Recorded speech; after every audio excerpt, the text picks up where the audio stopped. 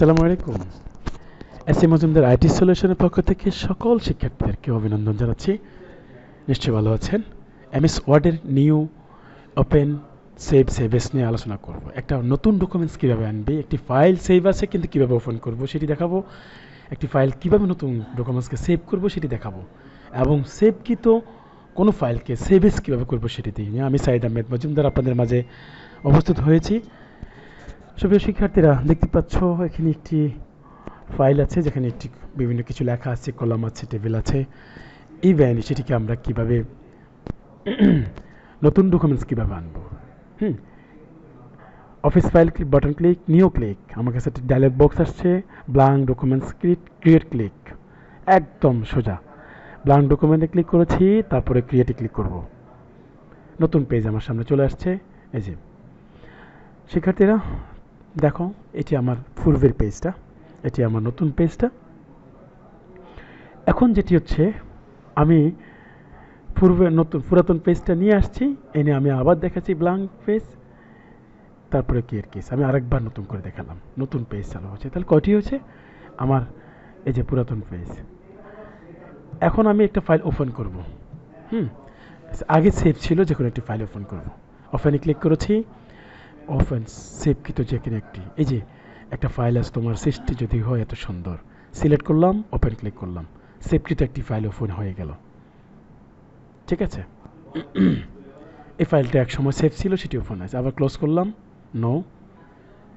এবারে যাচ্ছি আমি, আবারও ওপেনে যাচ্ছি, আবার এই ফাইলটিকে আবার কীভাবে ওপেন করব, যেটি ক্লিক করব সেটিকে সিলেক্ট করে ওপেন, ইন্ডিয়ান ভিসা আবেদন যা যা ডকুমেন্টস লাগবে।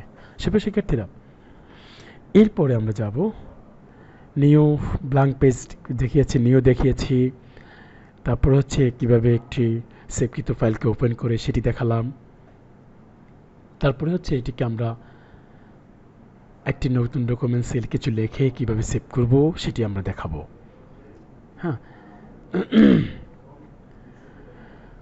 হ্যাঁ শিক্ষার্থীরা, এরপরে আমাদের সামনে যেটি আসছে, আমরা আবারও দেখাচ্ছি যে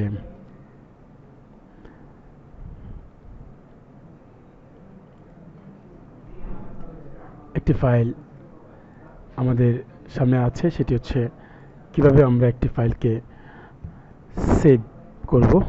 যেমন আমি চাচ্ছি এটাকে সেভ করব, এই ফাইলটি সেভ দেওয়া নেই, আছে এ দিয়ে, আর সেভ দেওয়া আছে, অথবা সেভ দেওয়ার নেই এমন একটি ফাইলকে সেভে ক্লিক করলে, এই যে মাইক্রোসফট এমএস ওয়ার্ড ক্লিক করে কোথায় রাখবো সেটি, এই যে ডেস্কটপ, মানে আমার সামনে যে পর্দাটা আছে এটি মনিটর, এখানে ডেস্কটপে রাখলাম, সেভ দিলাম এমএস ওয়ার্ড নামে। ফাইলটা ক্লোজ করলাম, একদম ক্রস করলাম, ফাইলটা ক্রস হলো, সকল ফাইল ক্রস। এই যে এমএস ওয়ার্ড নামে ফাইলটি আমি সেভ দিচ্ছি ডেস্কটপ, এটার নাম ডেস্কটপ। কম্পিউটার চালু হলে যে পর্দাটা থাকে, এটা আমি ক্লিক করলাম, ডাবল ক্লিক করলাম, এটি ওপেন হচ্ছে, আমার যেটি সেভ দিয়েছি এটি, এই যে সেভ দিতে ফাইলটি ওপেন হয়েছে।